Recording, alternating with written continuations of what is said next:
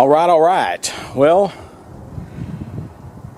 I'm out here and I have another trailer. I've been running into a bunch of trailers here lately. I've just been treating them for rust, painting them, and they're good to go. You know, most of the time they do need tires and all that good stuff. But let me show you what I picked up on the side of the road today, just about 2 blocks away from my house. So here we go. Here's the trailer. You can see there's a lot of rust all the way around it. It has the rims on it. And here's the back.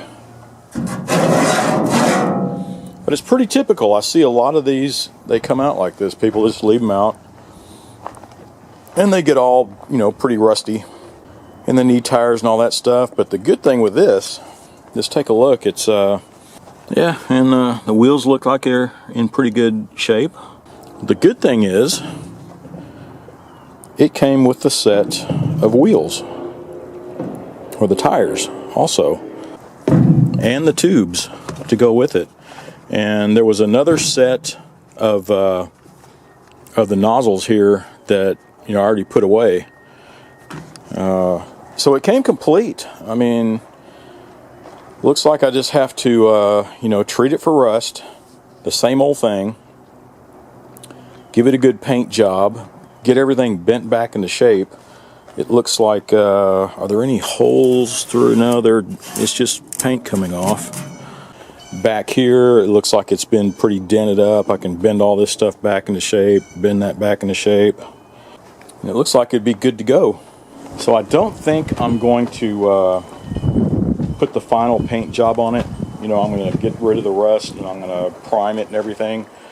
I'm going to hold off on giving it the final paint until, because I think I'm going to pair it up with another lawn tractor that I have, an old Sears 80-ish model that I'm going to restore, and I'm going to match it up with this, color-wise, and so that's what I'll use for towing it around. But okay, well, let's get started with the rust, and I can let that sit and do its job while we work on the wheels and tires. Alright, so I'm trying out some new equipment.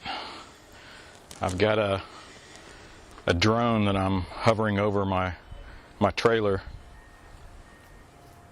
This trailer I picked up on the street, but you can see everything that's in it. It's all rusted, but it has tires, all that good stuff. So do you like my drone, the way I'm hovering it over the product?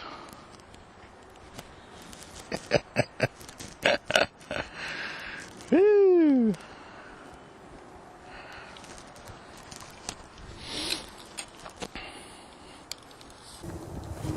Alright, so you can see I'm using this Rust-Oleum rust dissolver, and it's a gel.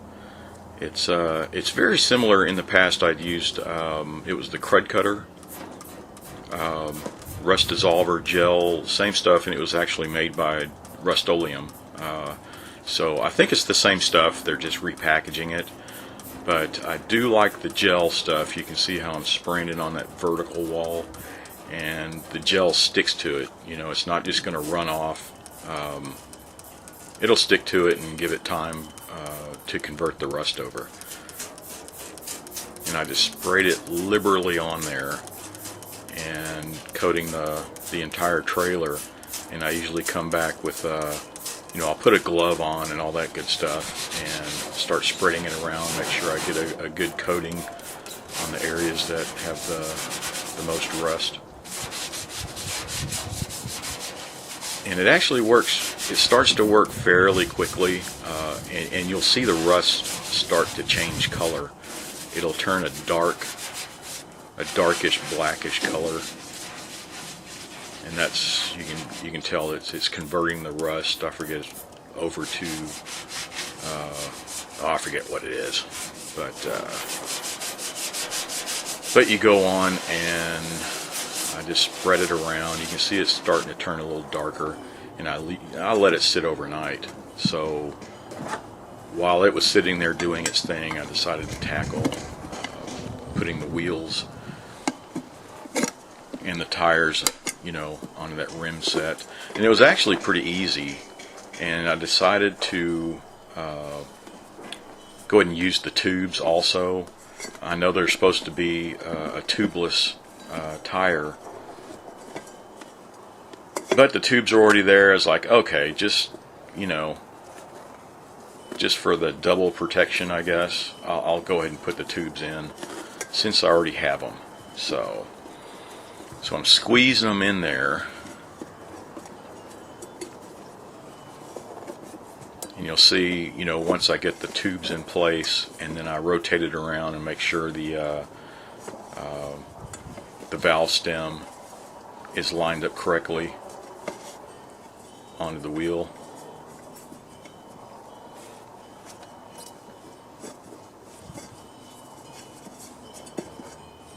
And there it is.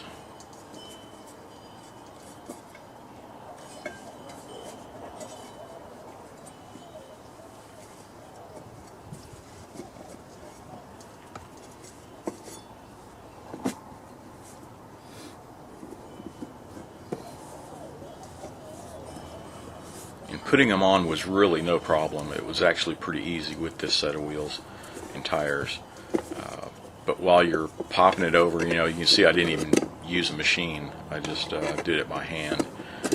But just make sure you don't puncture the tube, right?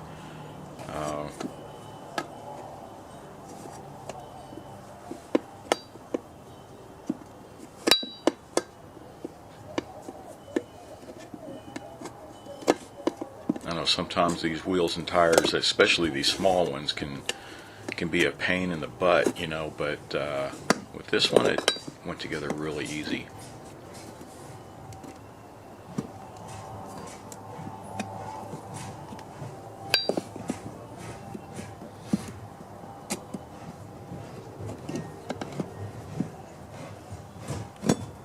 There it goes. Make sure the valve stem is straight. Then I start putting a little air in it.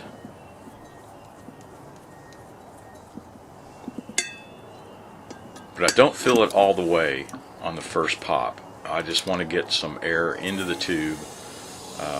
And once I start seeing it inflate a little bit, then I'll check and make sure there's no pinching or anything. I don't want it to pinch the tube as you start going around.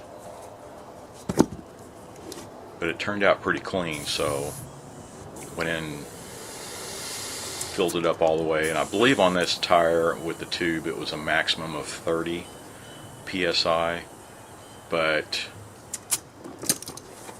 I filled it at about 20, and that seemed to do just fine.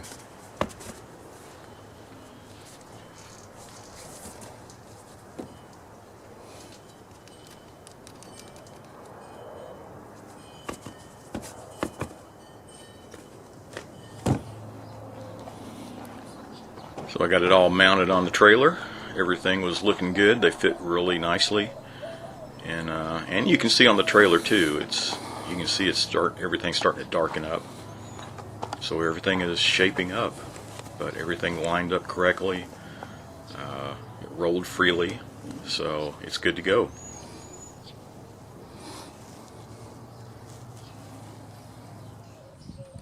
So before I did anything else, I know there's a few bumps and bruises along the trailer, some pieces that I needed to bend back into shape. Not bad, so I just got some pliers out and just kind of worked my way around.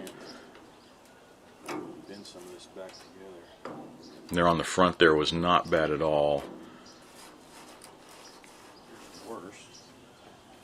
The heavy dents and everything was on the rear, on the two rear sides there on the corners. You can tell it was banged up pretty well, and that side was even worse, but pretty thin metal, and you can just bend it around, just do a little body work.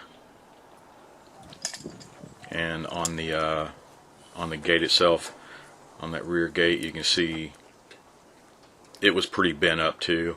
And I actually, I fooled with it, with the pliers like that for a while, but ended up putting it into a vise and tightening it down and helping it, you know, straighten out, and that actually worked pretty well.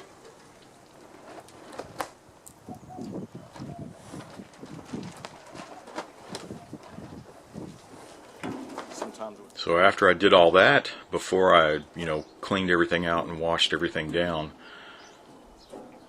I just wanted to do a test fit, and it is a tight fit, so, you know, I'll measure that off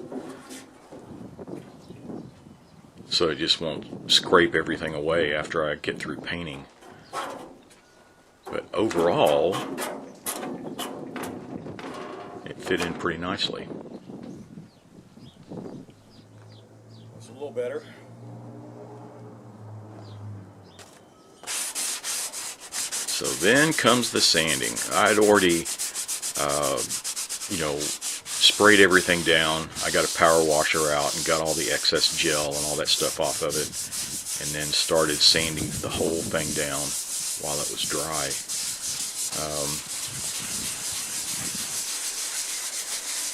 It actually sanded out pretty easy. I just got to have the patience to to do it correctly. You know, I mean, that was on the sides and underneath. I mean, I got everywhere with it. And then inside the trailer. And this, you can see, I sanded everything down. I didn't want to get, you know, too detailed on it. Just basically so I can, you know, prime it, because I think I'm going to put some undercoating on the inside of the trailer and underneath. So I just wanted to get all the big stuff, you know, sanded off of it. And then when I started, I'm using, you can see that Rust-Oleum paint, which is good stuff. This will definitely stop the rust, convert whatever, you know, flash rust happened on it, and you can use it for a primer also, or you can leave it as is. But it was kind of tough. You can see it was kind of windy out there, so it's always kind of tough to paint out of a spray can when it's windy like that. But it was turning out okay. Then started doing the main body of it.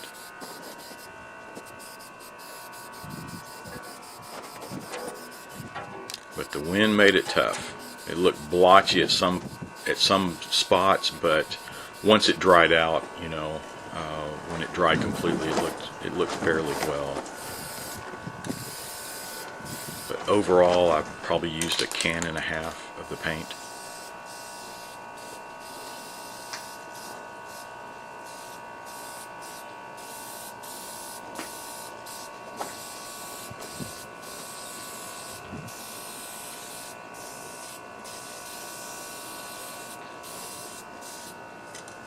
Alright, so that was kind of tough. It's pretty windy out here, you can tell.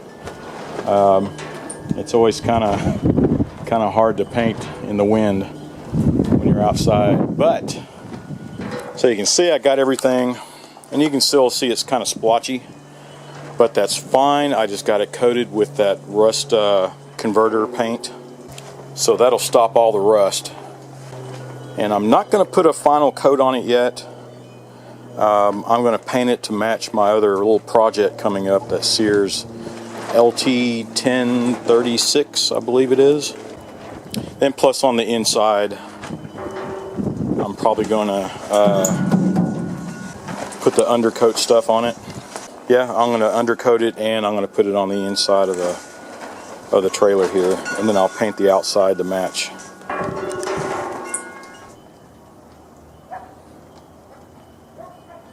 Yeah, so I guess I'm going to put an end to this video. It's actually turning out pretty nice. New tires on it. It could still use some body work, but I think it's going to end up looking pretty good. So, well, I guess that's it. And once again, thanks for watching. Be sure to subscribe and watch for my next videos. Is that what you want? I can't reach it. There we go.